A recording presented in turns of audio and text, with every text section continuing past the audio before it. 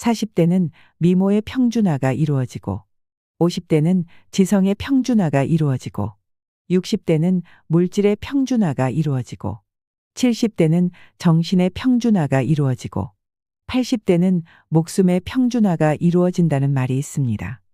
모두가 조금씩 변해간다는 것입니다. 30대까지는 세상의 모든 것이 불공평하고 사람마다 높은 산과 계곡처럼 차이가 나지만 나이가 들면서 산은 낮아지고 계곡은 높아져 이런 일 저런 일 모두가 비슷해진다는 것입니다. 많이 가진 자의 즐거움이 적게 가진 자의 기쁨에 못 미치고 많이 아는 자의 만족이 못 배운 사람의 감사에 못 미치기도 하여 이렇게 저렇게 빼고 더하다 보면 마지막 계산은 비슷비슷하게 되는 것이지요. 모두가 그렇게 닮아간다는 것입니다. 우리가 삶을 살아가는 데 있어 교만하거나 자랑하지 말아야 할 이유가 여기에 있습니다. 우리가 친절하고 겸손하고 서로 사랑해야 할 이유도 여기에 있습니다. 시간은 모두에게 공평하다고 하지요. 흐르는 시간 속에서 나이 들어 간다는 것은 누구에게나 숙명 같은 일입니다. 늙으면 좋은 것 천지다. 늙으면 공부 안 해도 된다. 늙으면 새로 시집 안 가도 된다. 늙으면 애 안 낳고 애 안 키워도 된다. 늙으면 직장 생활 안 해도 된다. 65세 넘으면 국민연금 나오고 혜택이 많이 주어진다. 죽으면 죽은 후에 어떻게 될지 모른다. 그래서 걱정할 필요가 없다. 죽는 게 두렵다 하는 것은 살아있을 때 얘기다. 살아있을 때는 살아있다는 것을 즐기면 된다. 아파도 살아있다. 그렇다고 죽는 것이 나쁜가 하면 그렇지 않다. 죽으면 그런 거 모르기 때문에 아무 걱정할 필요가 없다. 이렇게 생각하면서 살면 어떨까요? 인생을 살아가면서 한 가지 이치만 알면 괴로울 일이 없다고 합니다. 이 한 가지 이치는 무엇일까요? 사람들이 괴로운 이유는 많지만 조금만 생각을 바꿔보면 훨씬 자유로울 수 있다고 합니다. 예를 들어 그동안 계속 두 눈이 안 보이다가 어떻게 수술해서 한쪽 눈을 떴다면 기분이 어떨까요? 무척 좋겠지요. 그런데 두 눈이 잘 보이다가 다쳐서 한쪽 눈이 안 보이면 어떨까요? 가슴이 찢어지는 듯이 엄청 괴로울 것입니다. 한쪽 눈만 보이는 조건은 똑같은데 한 사람은 죽을 것 같고 한 사람은 세상이 다 내 것 같습니다. 왜 그럴까요? 두 사람을 비교해 보면 평생 장님으로 살다가 오늘부터 한쪽 눈이 보이는 게 나을까요? 아니면 평생 잘 보다가 이제부터 한쪽 눈이 안 보이는 게 나을까요? 어떻게 생각하시나요?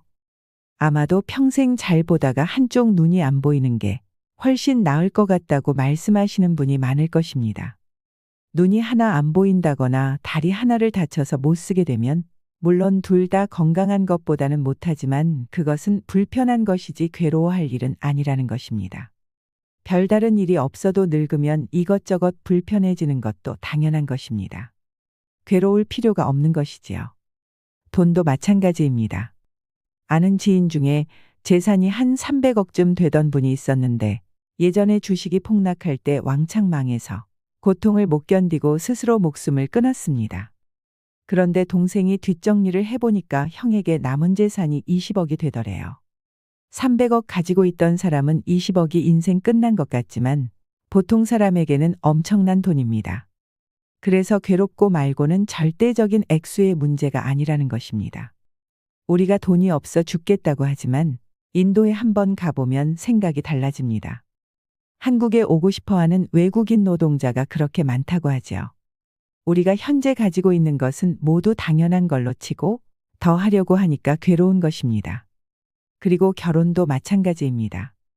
우리가 결혼해서 수십 년 살다가 헤어져서 혼자 사는 것과 계속 혼자 사는 것 중에 무엇이 더 나을까요? 결혼 생활도 해보고 혼자도 살아보고 두 가지 다 해본 게 더 낫지 않을까요? 이런 이치만 잘 터득해도 인생을 훨씬 더 자유롭게 살 수 있습니다. 모든 것이 다 생각의 문제이니 말이죠.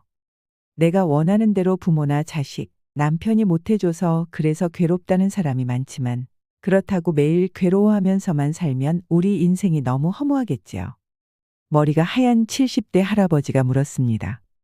그동안 몰라서 실수하고 볼품없는 삶을 살아온 것 같습니다.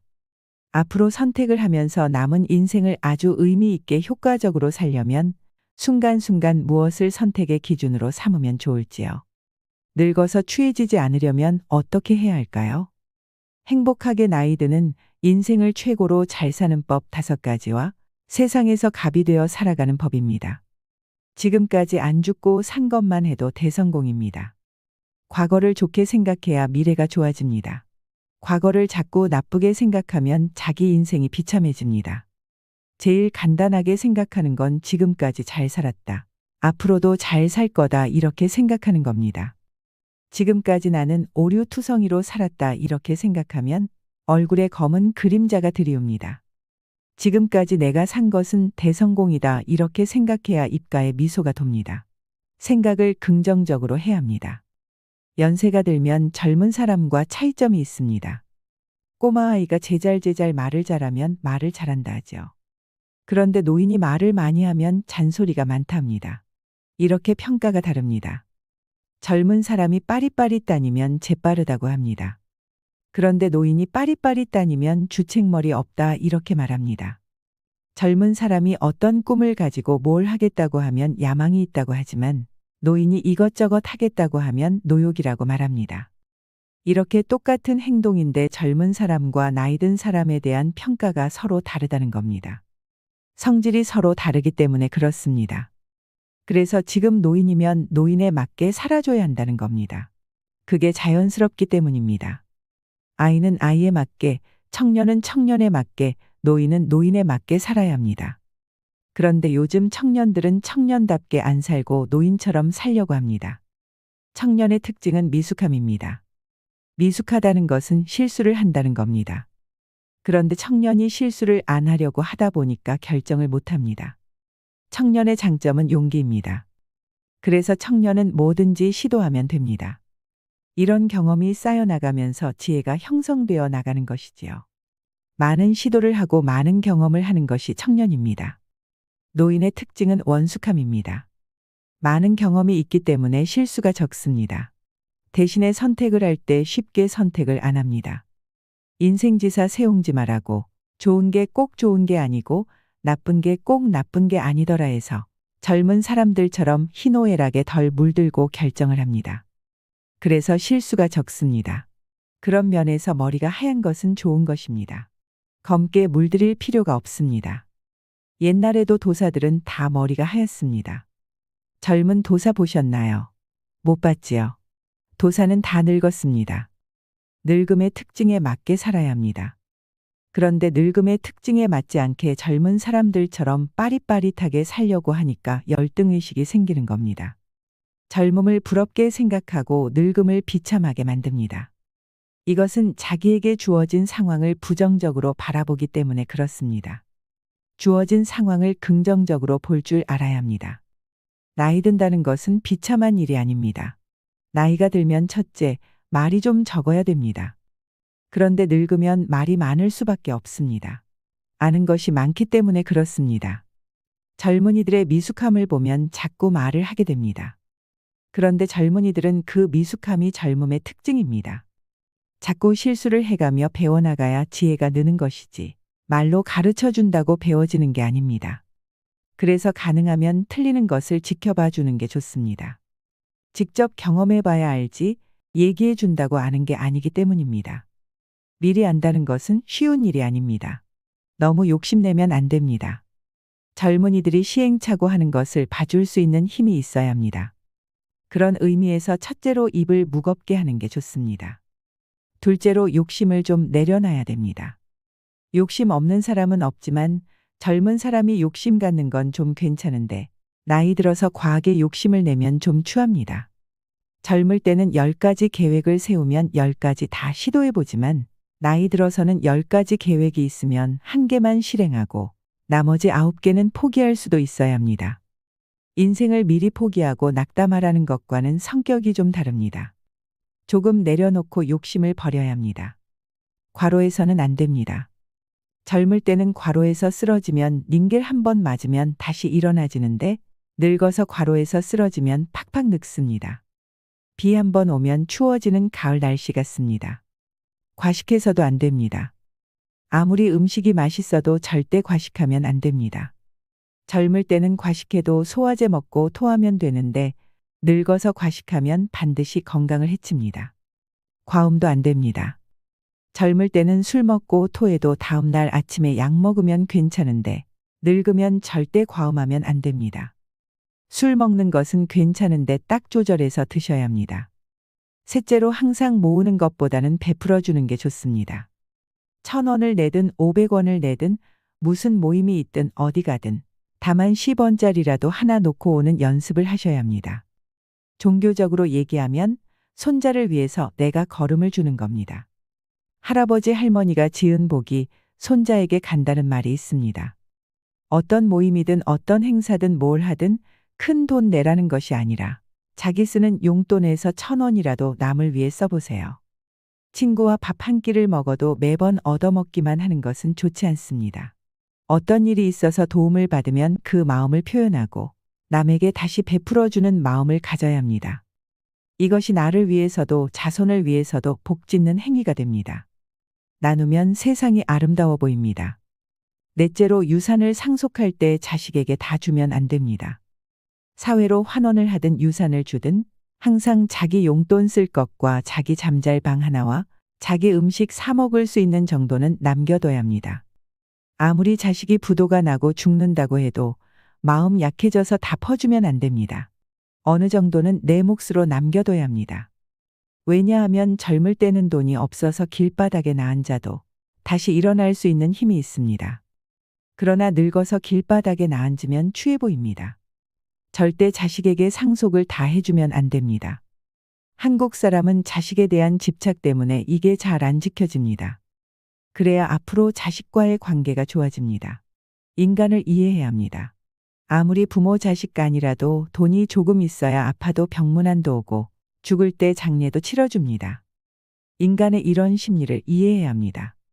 내가 살기 위해서 내 먹을 건 내가 챙겨야 되고 조금은 갖고 있어야 합니다. 삶을 자식한테 의지하려고 하는 건 어리석은 생각입니다. 다섯째로 거동이 불편해서 몸져 눕기 전까지는 가능한 자식들과 같이 살지 않는 게 좋습니다. 아무리 같이 살자 해도 같이 안 사는 게 좋습니다. 이것이 행복하게 사는 길입니다. 몸을 끌고 가서 밥을 해 먹더라도 자식과는 따로 사는 게 좋습니다. 생태적으로도 그렇습니다. 어미가 새끼를 돌보는 건 모든 생명체가 다 그렇게 하죠. 그런데 자연 생태계에서는 어미가 병들었다고 새끼가 돌보는 경우는 없습니다. 인간 빼고는 없습니다. 이것은 생태적으로 원래 안 맞는 겁니다. 늙어서 죽는 건 내가 책임져야 합니다. 누가 도와주는 건 좋은 일이지만 누구한테 부탁할 일은 아닙니다. 노후에는 너무 물질적으로 잘해놓고 살려고 할 필요도 없습니다. 시골에서 농사 짓고 지내는 것도 참 좋습니다. 자꾸 다 가지고 살아가려고 하니까 노후 자금이 없다며 걱정하게 되는 겁니다. 그런데 걱정할 필요 없습니다. 한국의 복지제도 수준이 밥은 먹고 살 수 있게 되어 있습니다. 노후 보장 걱정하지 마세요. 밥만 먹고 살겠다 이렇게 마음을 비우면 아무 문제가 없습니다. 기본만 딱 간직하고 나머지는 봉사하면서 사는 게 좋습니다. 이렇게 툭 놓고 살면 길이 열립니다. 앞에 5가지만 잘 지키고 살면 자식과도 아무 문제가 없습니다. 세상을 살아가면서 을이 아닌 갑으로 살아갈 수 있는 방법이 있습니다. 저는 강의할 때 강사료를 안 받습니다. 강사료를 받으면 많이 줬다 적게 줬다를 갖고 따지게 됩니다. 돈을 많이 준 곳은 더 잘해줘야 한다는 생각이 들게 될 것이고 돈을 적게 준 곳은 가능하면 강의를 안 해주려고 하게 됩니다. 그런데 저는 돈을 안 받고 강의를 하기 때문에 많이 주든 적게 주든 전혀 신경을 안 쓰니까 내 시간이 되느냐 안 되느냐 그것만 고려할 수 있습니다.